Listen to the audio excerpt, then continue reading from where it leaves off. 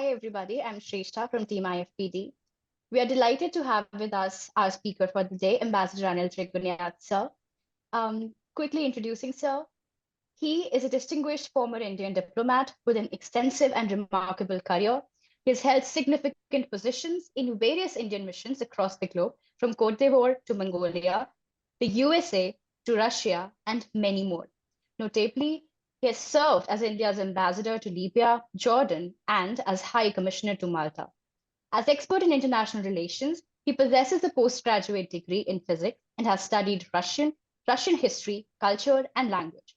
Ambassador Trigunayat's expertise spans the areas of foreign and economic policy, education, interfaith dialogue, and managing India's interests in conflict zones, with a particular focus on West Asia, Africa, and Russia. He's affiliated with various think tanks and chambers of commerce and has contributed papers to numerous books and periodicals. Currently, he holds prominent positions at several distinguished organizations and institutions, where he continues to make significant contributions to diplomatic and international affairs. Ambassador Trigunayat is multilingual, proficient in French and Spanish, and has dedicated his career to fostering peace and harmony, particularly through interfaith dialogue and unity initiatives. We are very impressed with your valuable work and insights, sir, and we are looking forward for the session. It's over to you, Tanya. Thank you, All right, Shrestha. thank you. Thank you so much. Once again, a big warm welcome to Sir and his extensive diplomatic career. I hope serves as an inspiration for everybody who's listening and all the viewers who join us. So we have a very, very small question to begin with. Do tell us a little more about your experience spanning so many years, so many diplomatic missions. You have worked across and straddled across all worlds, be it the private sector, be it the government sector. Do you think youngsters in today's times have a lot of scope when it comes to joining these services? Do you think there are alternative careers as an IFS officer? Is that the only way one can pursue international relations or geopolitics, or are there new worlds coming up? Like when we started, I think the Indian civil services was one of the prominent options that most people started. But since then, in 35 years, what we have seen is the gamut for young people like you has really expanded way beyond. But the foreign service and diplomacy has a tremendous role as far as the interstate relations are concerned. That has also expanded. For example, there is a much greater focus today on the people to people relations, developing cultural and civilizational partnerships, education sector. Technology is very important today's world as we are moving from into the Industrial Revolution 4.0, which will be driven by artificial intelligence. And in that domain, for international collaborations, as you know, the diplomats do play a very significant role. Then, when it comes to conflicts, there also your role is very important. So it is a bridge building between two people, two countries, two civilizations, and you get to learn in the process. At the same time, you learn to convey and enrich your national interest a great deal. I started my career in Africa, basically. That was in Ivory Coast, which is now called Cote d'Ivoire after that, since it used to be a French colony. One of the most beautiful countries at the time, but was not well, I would say, uh, well driven in terms of its strengths and scope, and therefore they had civil war in the country. It used to be a show window of Africa. You can imagine show window of France in not only Africa, but anywhere else. You go, you thought you are in any European country. It was like that, but eventually went through a very bad phase. And then now we are seeing it is stabilized. In Africa, there are many countries and many areas where there is conflict is still quite prone, which you are all reading about in the press, which is very sad because Africans are probably one of the finest people you can meet. They are, they speak from the heart wherever. So I spent nearly one third of my career because after that I went to Bangladesh, which is in our neighborhood. And again, very similar people, similar culture, a very profound, linguistic, cultural, civilizational links that we have with them. Thereafter, I chose to go and opted to go to a very beautiful country called Mongolia, which was situated between China and Russia, Soviet Union of the time and Russia. It used to be in the Soviet influence at that time. But when I went there, it was the two very important things were happening. Number one, we had an Indian ambassador who was a Buddhist monk. And of about 76 years, Rinpoche Kushuk Bakula. Those of you who have been to Leh, you would know the airport's name in Leh is after him. He was from Ladakh. And he was always working for autonomy of Ladakh and giving more thing, which has come true now, of course, after many years. And that was one reason that I opted to go there, because that kind of a political religious leader being your boss is something very unique. Secondly, it was a time when Soviet Union was disintegrating. And so there was a very major thing, and it used to be a major frontal state, which was under their influence that are liberating. So from a total communist regime to how to move into a democratic setup in a very different way with non-violence, with people merely protesting outside in human chains and minus 30 degrees centigrade and all, was a unique experience, I would say. And then I was rewarded by the government, I guess. I went to New York and I was a trade commissioner there. And when I was a trade commissioner at that time, 1991, as you know, economic reforms under Prime Minister Narasimha Rao and Dr. Manmohan Singh, it began. And that's when India became really everybody was looking at India. So, so as a trade commissioner, your job is to promote it, India as a destination for trade and investment and all. So that was another very important. And USA, of course, today is our largest trading and investment partner also. So it was very good. Then I came back to Delhi. I was working here in the Ministry of External Affairs, and I went to then Oxford University for a year. I studied their World Trade Organization and the various regional trading blocks. How do they can coexist together?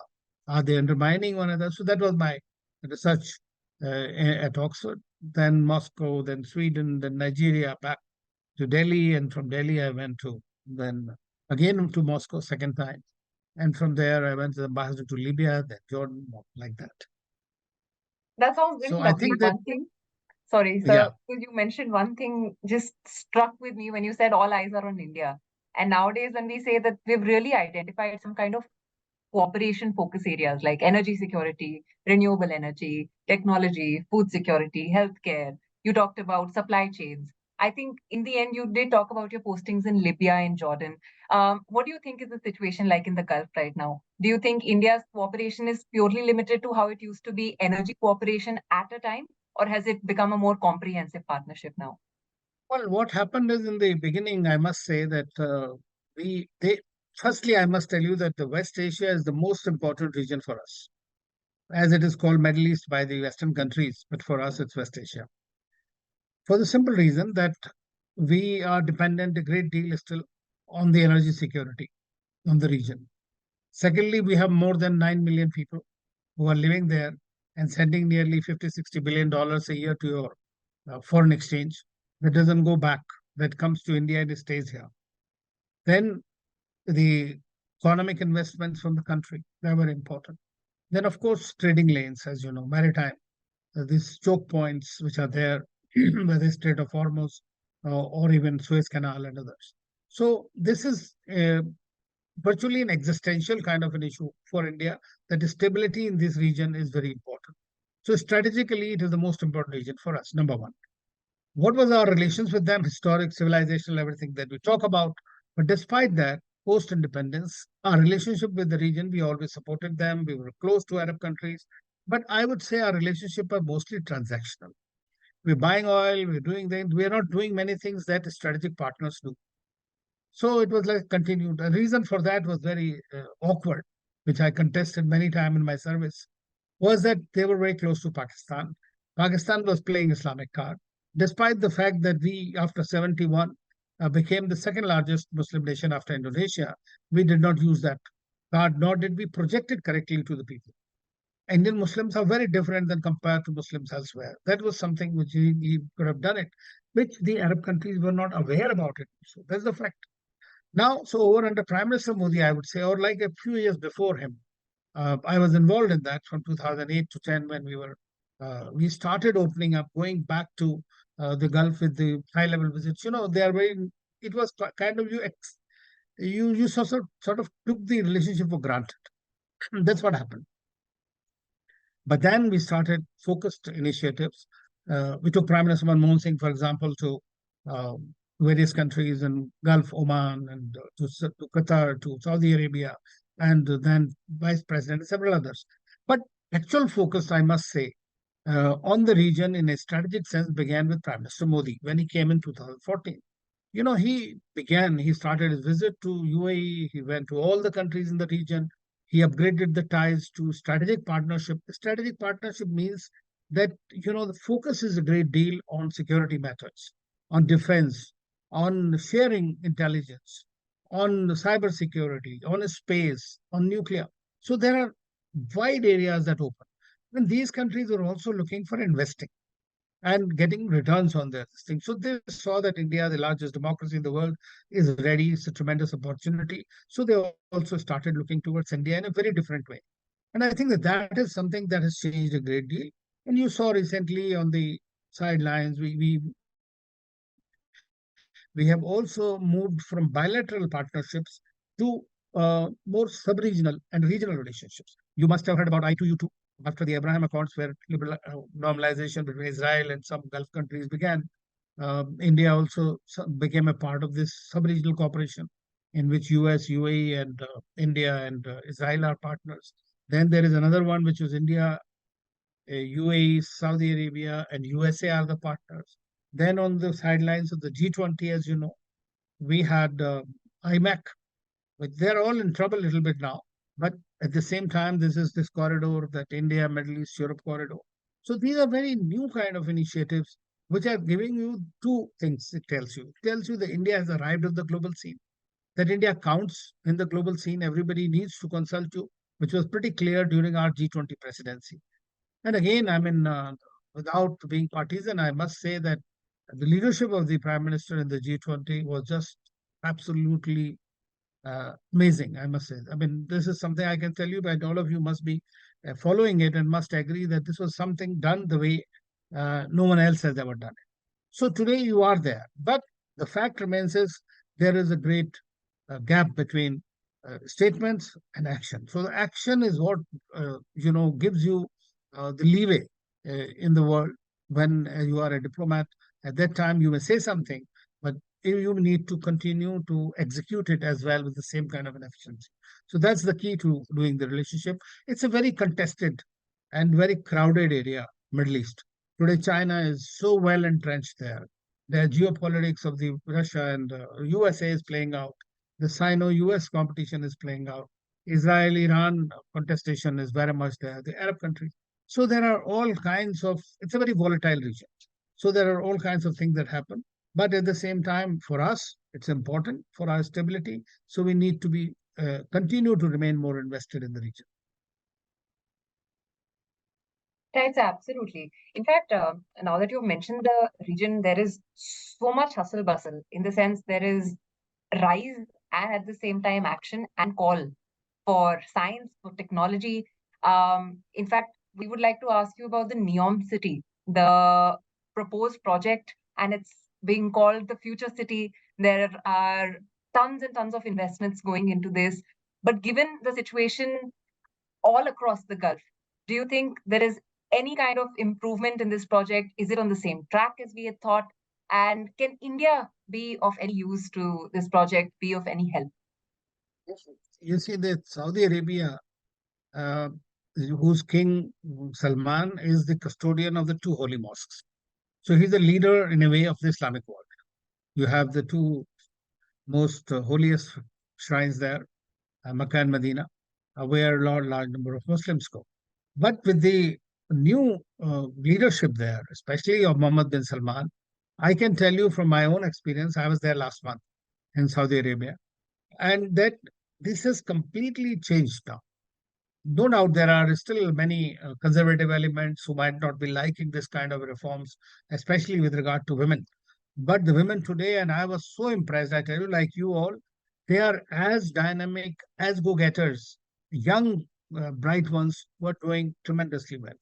And as far as Neom is concerned, on good authority, I can tell you that this is a project many people call a dream project. And I can tell you why, because my daughter is working on the Neom project. So she is heading some one of the uh, verticals there. So I can tell you that this is going on a steam. It is a $500 billion, which might even go beyond. But today, Saudi Arabia is opening up to the world. It wants to become a new tech city, as a new age kind of a thing in Neom, a new city. They want to promote more tourism. They want to bring in more investments in the country. They want to become like a modern country in a way, in many ways. And I can share with you this in 2018 or 19, I think I had gone to Saudi Arabia to discuss on a think tank discussions. And there were about 30, 40 people there, of whom there were about 4 or 5 young ladies who were the CEOs. One was the member of parliament or whatever their local assemblies and all. So they were all very dynamic. So when you go there, I said, Salaam alaikum, and all. One of them just shook hand with me. And she said, we are working, we are equal, we are working together. Like that is something that you can see a tremendous change. When I was back 10 years before, you used to have something called morality police. They will pick you up immediately if they see you without a baya, without this thing, or anybody hanging around on the street, something you can't go with, not if you're not married to somebody and all. And all those things are passing up. Things are moving. But Middle East, as I said, is a volatile region. Suppose this Israel-Hamas war today expands into the region, then you will see the complete flare-up, which will put back everything. But today, as of today, I can say that things are moving quite well in the region, especially in Saudi Arabia. Right, sir. We'll move on to our next question. Actually, we were very keen to ask you about, because you mentioned your daughter and you mentioned such dynamic women, especially in the region. Women rights and gender equality has gained significant attention, and all of us have heard of the same. Do you think women's roles have changed, advocating for greater participation, especially in conflict regions, especially in areas where they have to do significant groundwork when it comes to curbing human rights violations? Well, that's a question which I think you should ask more women from that side. They will tell you if there is it's true or not. But unfortunately, wherever there is a conflict, the women and children are the worst sufferers of it. But they are the ones who also bring about some hope because they think from a very different way. Men are crazy usually. I mean, being a man, I can tell you, they can fight, they can go to war, they can do whatever it is. Women, on the contrary, want peace, want to build, rebuild. That's a great difference, and that's the fundamental dynamic which is playing out everywhere. And they're not different. They're, but we have countries. Iran is insisting on the abaya and hijab and all. That kind of controversy that is going on. Likewise, in some countries, there is there, but you have countries in the Middle East, UAE, you go to, you are as if you are in a Western country. There is no problem there. In Saudi Arabia has changed tremendously. Qatar is very likely. So there's choice for women to what to wear, what to do, and all that. It is changing. If you were to ask me that everything has changed, I would say there is still have a long way to go. Right, so we'll move on to another interesting question. Now that we talk about a lot of emerging issues, conflict is not strictly at the borders. We see a lot of non-traditional security issues coming up. What are your opinions of climate change affecting the Middle East and countries in the region? Well, they are in a bad shape. The climate change is impacting everyone. And nobody lives on an island. Everybody is going, even islands are sinking because of the climate change. People say the Maldives may not exist after a few years if the way the climate change goes on. And the president of Maldives actually had a few years ago, his cabinet meeting inside the sea, in the Indian Ocean. So they had the meeting down under. So I think that this is a problem. And these are desert areas, they are trying to green them themselves. But Saudi Arabia, if you remember that it has started a great project called Green for all Middle East, basically greening the project. Now that is, but at the same time, these are oil-rich countries. They all have very big cars and all that, So until and unless, and the pollution occurs from all sides. that you have to see vehicular pollution is one of the biggest in the world, which contributes to the largest to this. But people are conscious. That is a very big factor.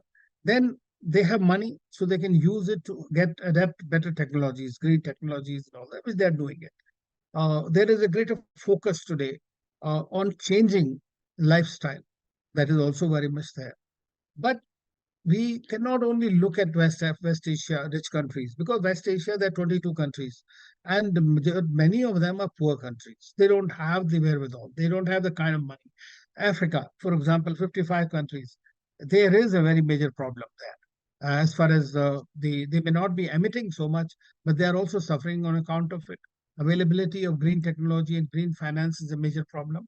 India made a case, very big case in the G20 on the climate change, on providing green finance, on debt restructuring for many countries. So I think that this is an ongoing process. Next COP28, as you know, is going to be held in Abu Dhabi in UAE, and prior to that, it happened different. So now we have to see that how these rich countries share their experience, their money, and the technology, and help get the technology. Because personally, between you and me, I don't have great faith and trust among the Western developed countries. Right, sir. You also mentioned COP28, and even earlier on, we talked about a lot of sub-multilateral groupings or subgroupings. With that being said, sir, the Arab League plays a very pivotal role in regional diplomacy.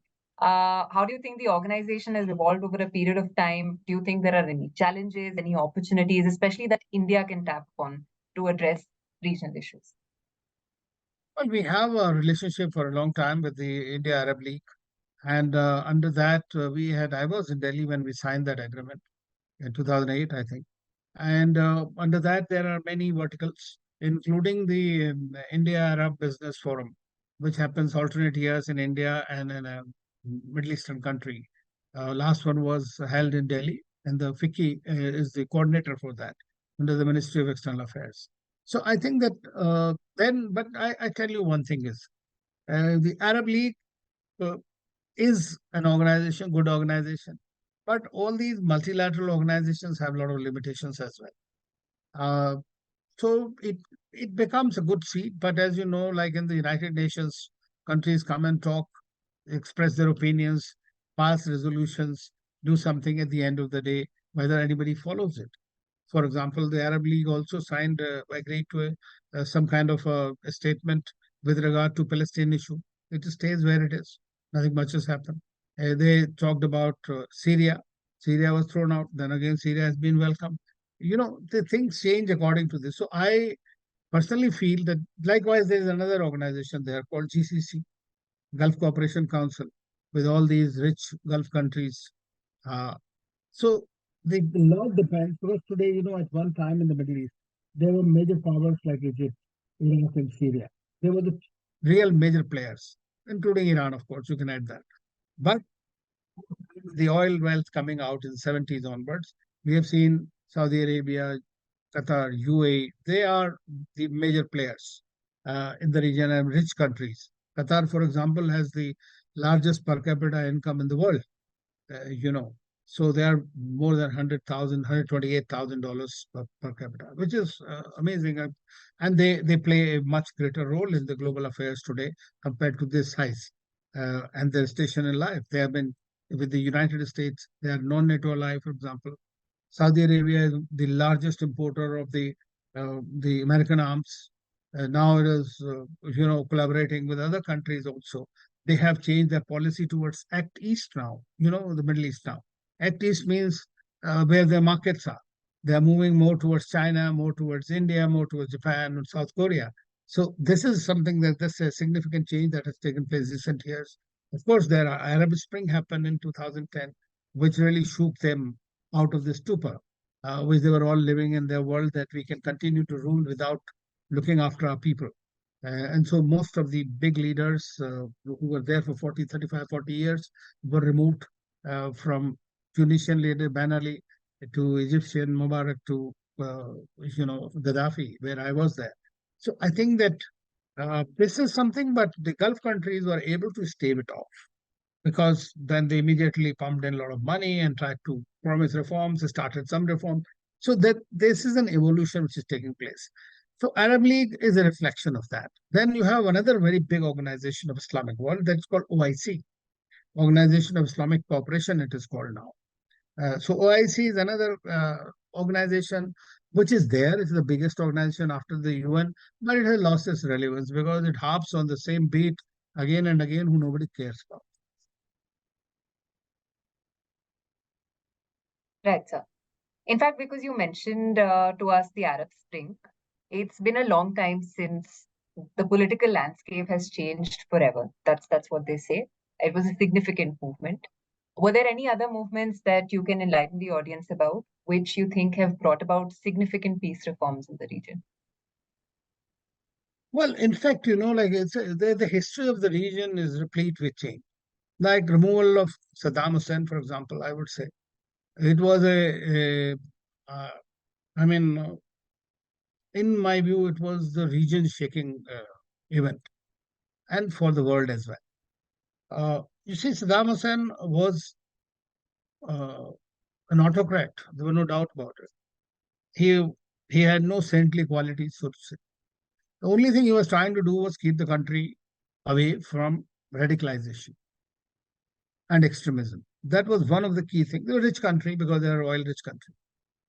But like any other leader who's there for a too long a time, it gets a bit rotten. It was like the same thing. But the way he was removed, for example, and the kind of geopolitics that played out uh, by manufacturing evidence, for example, by the Western countries, which eventually came true later on, everybody admitted to that. There were no WMDs in the country, weapons of mass destruction.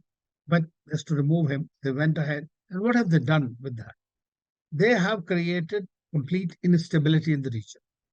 The terrorism has become institutionalized since then. And that's spread all over, whether it is ISIS, so all the kinds of problems and continue to take root. You say about non-state actors, all of them are operating around there. So they were all created out of this kind of a thing. And then there are the expectations of the people do not meet for a long time, or leaders don't care for them. I think they are in for trouble. So that is the message of Arab Spring, which went down to everybody, all the country. And there have been like we had in Egypt at one time, for example, you had Nasser, who came, who became great nationalist, and his brand of nationalism also completely changed, and it brought about a lot of countries followed that in the major part. So, as I was saying, the big powers that used to be in the region, even though even some of them have still got major militaries, is still there, but the power to exercise comprehensive kind of a power, the countries in the Gulf today have much more. So that pattern has changed in the region. Right. So another, I think it's more of an ongoing discussion, and it would be wrong not to mention Israel-Palestine. Right now, I think the conflict has had serious repercussions. It is going to have serious repercussions for 5 years, even 10 years down the line. Do you think India's involvement, especially right now when we talk about humanitarian aid or any kind of assistance that we are sending, um, any kind of a long-term approach that India adopts towards the Middle East and specifically towards the Israel-Hamas conflict, is that going to placate this entire issue? Number one, we need to understand this is nearly a more than 100 years old issue. We have seen that it was, before even the First World War ended. And then when it became the British mandate, the State of Israel was formed in 1948. There have been wars among them between the Arab states and Israel. But after the Oslo Accords, they tried to find some way to live together. But there was an understanding and a written agreement that there should be a Palestinian state, sovereign Palestinian state. That has not happened. In addition, in Gaza Strip, which has switched between Egypt and Israel over time, and eventually now they got 2006, they got their own independence after Israelis moved out of there. and Hamas, a militant organization, which does not recognize the existence of Israel and wants the decimation of Israel completely, won the election in 2006. But it was not recognized by the Western countries because, so that's also a big question whether you believe in democracy or you don't believe in democracy. If you say this is a democracy, this is the election is the way out, so whoever comes to power. But if you don't believe in that, so what happened is that they realized that they're not going to be uh, accepted. So we have part of Palestine, which is in Ramallah based, where Mahmoud Abbas is the president, and we have the but over the time we have seen that the in the Arab world, which used to champion the causes the most, India is one of the champions from the very beginning of this cause. The appetite for Palestinian cause has significantly gone down. And with the normalization of ties with Israel, there was a fear, I think, among the Palestinians that if Saudi Arabia, for some reason, is able to fully normalize without getting any concessions with regard to Palestine, then the Palestinian cause will be lost for good. And that could have been one of the major triggers for this Hamas to launch these terror attacks. What it has done is, I'm sure that they know that they cannot match the might of Israel. But they try to bust the myth that Israel is invincible. For the first time, 1,500 people they were able to kill. So these are terror attacks. They need to be condemned, and the world has condemned them. But what is happening subsequently, we are seeing is there is nobody talking about resolving the problem. Everybody is talking about now, okay, humanitarian disaster and this relief, those kind of things. So if you do not really eventually think of it, some kind of a map that how we are going to resolve it, the international community, in my view, is partisan at the moment. They just see the images on the TV and then they start their inner conscience pricks them and they start making statements. But the idea is if all the big powers are not on the same page with regard to it, then you cannot move forward. India, today, I feel personally that India has excellent relations with Israel. It is our strategic partner. We have always stood for the Palestinian cause, the two-state solution, side by side, the sovereign state of Palestine. We have been supporting Palestine all through, even though we have dehyphenated our relationship as so that it stands on its own. Each of the two relationships stand on its own. Now, but at the same time, we need to take up. Now, Prime Minister Modi actually, that when the terrorist attack took place by Hamas, he immediately conveyed his condemnation as well as the support to the Israeli people. When the attacks happened on Al Ali Hospital in Gaza, where 500 plus people died, whoever did it, he immediately conveyed his condolences and his appreciation. He spoke to President Mahmoud Abbas, and India provided the humanitarian relief supplies immediately to them. Now, as far as the HADR or human and disaster relief supplies are concerned, India has become the first responder in the world. You remember in Turkey earthquakes, you see the evacuations of people from all over, whether it is Yemen or whether it is Ukraine or anywhere. I was in Libya, we evacuated thousands of people from Iraq and all that. Anywhere that stuff happens, India is able to do that very, very quickly. And Sudan was, I think, the latest. So India, in that sense, is known, being the largest democracy, being a benign country, being objective, and trying to follow a sane policy of peace, dialogue, and diplomacy has a possibility of playing a positive role, constructive role. Right now, it may not happen. But the first thing eventually the global community has to work on is some kind of a ceasefire, which will happen, in my view, in a week's time. The reason being that you cannot go to war for 100 years or for long, because the people are people at the end of the day. And the more people are killed, you might see the more extremist people being born again, take revenge. So this revenge and retribution cycle is very difficult. So even Israel will have to eventually think about that security is not the only solution. That till these people get their land, you are going to have problem one and the other. And as long as these problems happen, they can derail any major reconciliation process happening in the region. This is another thing. So now one understands, appreciates, we have been ourselves hit a lot of time by terrorists all over, 40, 50 years. The world was never with us as far as terror was concerned. But we didn't go to war. We didn't bomb them. We just tried to now kill the terrorists. So nobody would, even in the Arab world, would have had shed a tear if the Hamas leaders had been killed there, the military leaders or others in the war. But when you see a large number of civilians suffering from it, then obviously there is a change of opinion, and this is what is happening today. But we are in the midst of a very difficult phase, because if it expands, this war, for whatever reason, there's no logical reason, nobody wants it at the moment, but it could happen for like World War One and Two and all. If you go to the history, they have happened. Trigger was a very small thing. So if that something kind of thing happened, then it will be difficult to contain it, because then all these major powers will come and start bungling the issue. Right, sir.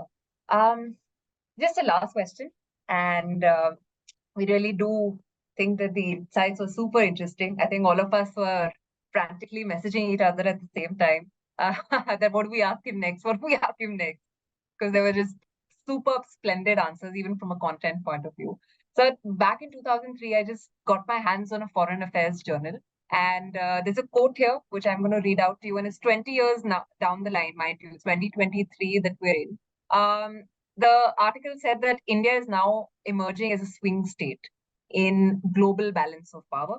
And in the coming years, we will have an opportunity to shape outcomes on critical issues, especially when it comes to the construction of Asian stability, of political modernization of the Middle East, and management of globalization. Now, with keeping this in mind, do you think mapping the future 10 years from now, 10 years even down the line, do you think India's relations with West Asia, with the Middle East, are going to play a pivotal role in shaping the global world order? Well, in the first place, I would like to say, Tanya, that if I were to personally, if I were to rate the current government's policy, foreign policy, I would say their West Asia policy has probably been the most successful in this region. So our relationship, close partnerships with different countries have gone on. It is not to say that there are no anything can happen in the region, I mean, which is beyond us, but it is in our interest to keep the stability there. India is very much invested in the region. A large number of Indian companies are operating in the region. You know, the UAE is our third largest trading partner. Saudi Arabia is the fourth largest trading partner. Iraq is our largest supplier of oil. We have Kuwait and so many other countries. Egypt, we just recently signed the strategic partnership agreement. We are going into the Mediterranean. So our policies for the Middle East now are being also fashioned in the context of the Indo-Pacific, which is going to be the next theater. Frankly, nobody expected the Eurasian war will happen between Russia and Ukraine. Israel-Hamas war has happened many times, so people did not think that it will go to this extent as is happening today. So you cannot really say what will happen in 10 years' time, because the human race is not known for its intelligence to that extent, I must say, or sanity. But they can go. There are all kinds of, and geopolitics continues to play. What I think is that today, the way things are panning out, especially after the Russia-Ukraine, I'm seeing that we are heading towards a Cold War 2.0 kind of scenario. Now, which means that you will have a grouping which will be Russia-Ukraine, Russia-China. You will have US and the West, and the deep state in all these countries will continue to follow the path of conflict, which will eventually become competition and certain kind of a balance of power. But India, I don't see in either of the two camps. Because India I always believe that a kind of a civilizational country that India is, the largest democracy, the most populous country, the biggest opportunity today, third largest economy in a few years' time, biggest opportunity, and that's in the youth dividend, at least till 2050. So we have our role cut out for us. But that role is we are also following a policy of a strategic autonomy, which used to, in one way, you can roughly compare it with Neom. non-aligned movements and all. It's not neutral. It is on the basis choices you make on the basis of your national interest and generally the global peace. That is what the whole objective about this. The fact is why I'm optimistic that India can perhaps lead this nations for a strategic autonomy is that a large number of countries, many of the medium and rich countries like the Saudi and UAE and all other countries, they are all also following or trying to follow a policy of strategic autonomy, and they are all our friends. So you have a very big group collection of countries who have very similar approach. So this could become your, I would say, the third option, which India can have the potential to lead. So this is how I'm looking at it. And I always say that, we don't have to yield to the big powers or superpowers. We are there. You said swing state. I would say we have arrived to a great extent. But we don't have to follow the Chinese example of wolf warrior diplomacy that no, where we are everybody and we are this and that. No, we have recently changed our policy from thinking of becoming some Vishwaguru to Vishwamutra.